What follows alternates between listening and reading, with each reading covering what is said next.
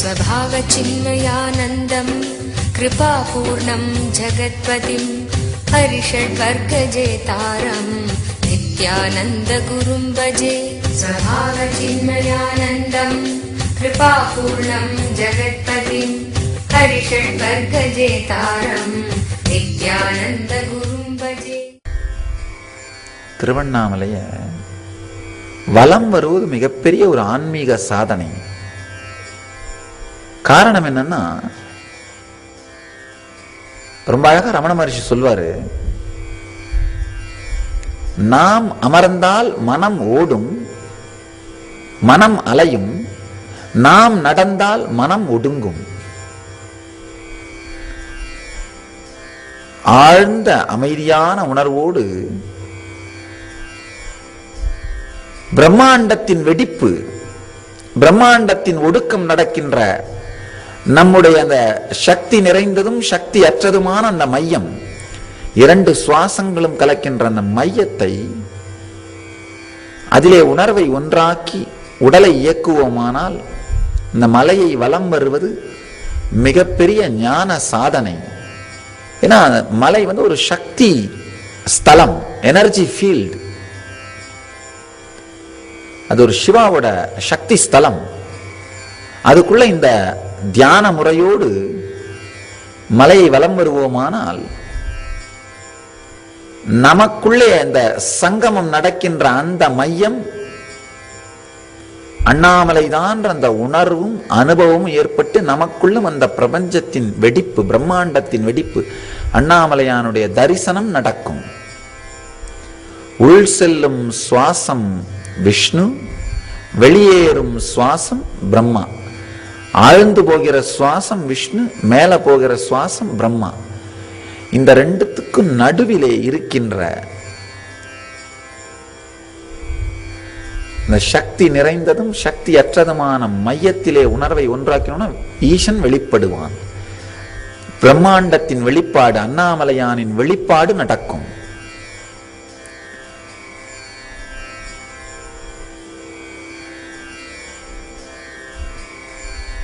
திருவண்ணாமலை மலை ரிசீவர். அதுக்கு அருகாமையில் உட்கார்ந்து நம்ம கையில் இருக்கிற ரிமோட்டை இயக்கணும்னா சரியா தெரிய வேண்டிய ஞான காட்சி தெரிந்துவிடும். நம்ம கையில் இருக்கிற ரிமோட்டை இயக்கிறது தான் இந்த தியான நுட்பத்துக்குள்ளே செல்லுதல். இந்த தியான நுட்பத்துக்குள்ள செல்லுவது நம்முடைய ரிமோட்டை இயக்கி நம்மளை தயார் பண்ற மாதிரி. இயற்கையிலேயே அந்த பிரபஞ்ச வெடிப்பு நமக்குள் நடந்துவிடும், நமக்குள் அது மலர்ந்து விடும். ரமண மகர்ஷி ரொம்ப அழகா சொல்வாரு, ஒரு கோலை நட்டு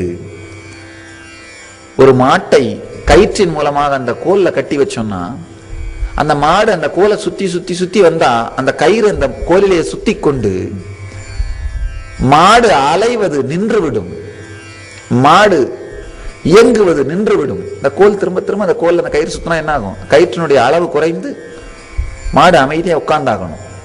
அந்த மாதிரிதான் நம்முடைய மனமா ஒரு அண்ணாமலையான் மேல் வைத்து விட்டு மலையை சுற்றி சுற்றி வர அந்த மனம் அலைகின்ற அந்த மனத்தினுடைய கயிற்றினுடைய அளவும் குறைந்து அடங்கி ஒடுங்கி விடுமா.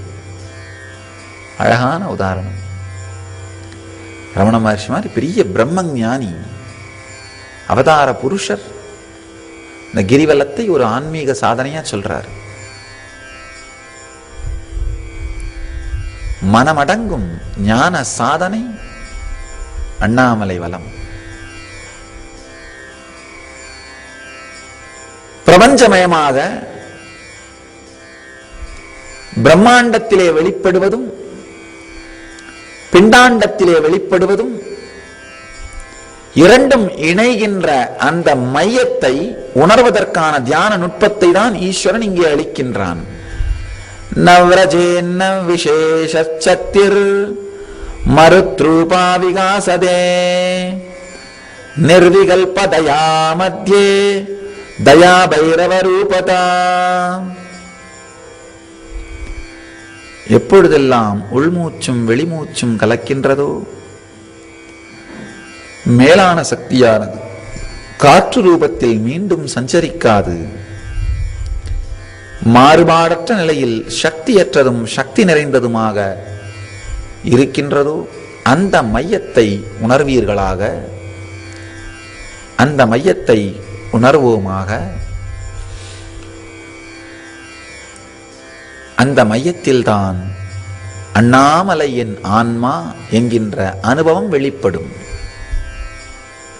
இந்த வார்த்தை ரமண மகர்ஷியினுடைய ஆன்மவித்தை கீர்த்தனத்திலே பகவான் வெளிப்படுத்துகிற வார்த்தை. அண்ணாமலை என் ஆன்மா. ரொம்ப அழகா பகவான் சொல்றாரு, நாம் எப்படி நம்முடைய தேகத்தை நாம் அப்படின்னு அபிமானிக்கின்றோமோ அதே போல இந்த அண்ணாமலையை ஈசன் தான் என்று அபிமானித்து உலகிற்கு அருள் செய்கிறான். ஒரு பிரச்சனை என்னன்னா, நமக்கெல்லாம் இந்த அபிமானத்தை விடுவது கஷ்டம். அவருக்கு அந்த ஈசனுக்கு அந்த அபிமானத்தை விடுவது கஷ்டம் இல்லை. கருணையினால் அபிமானிக்கிறார். நமக்கெல்லாம் அபிமானம் பந்தத்தால், அவருக்கு அபிமானம் கருணையினால்.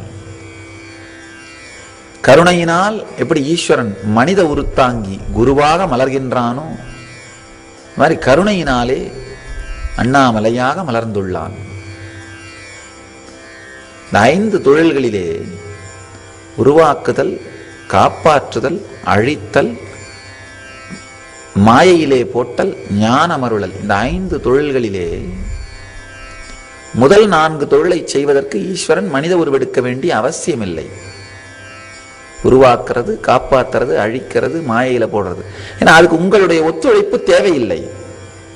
5வது வேலையான ஞானமளித்தலுக்கு மனிதர்கள் ஒத்துழைப்பு தேவைப்படுவதாலே மனிதர்களை உற்சாகப்படுத்தி உத்வேகப்படுத்தி புரிய வைக்க வேண்டிய தேவை இருப்பதனாலே மனித மொழியிலேயே பேசி அவர்களோடு உறவாடி அவர்களுக்கு உண்மையை புகட்டுவதற்காக ஈசன் மனித உருத்தாங்கி குருவாக அவதரிக்கின்றான். 5வது தொழிலாகிய ஞானமளித்தலுக்காக மட்டும் ஈசன் குருவாக அவதரிக்கின்றான். குரு சரீரத்தை, ஞானமடைந்த ஞானிகளின் சரீரத்தை தான் என்று அபிமானித்து தன்னை இந்த சரீரத்தின் மூலம் வெளிப்படுத்துகிறான். அதுபோலதான் அண்ணாமலை. அந்த அண்ணாமலை ஈசன் தான் என்று அபிமானித்து தன்னை வெளிப்படுத்தும் ஞானத்தின் வெளிப்பாடு, ஞானத்தின் சக்தி, ஞானத்தின் முழுமை.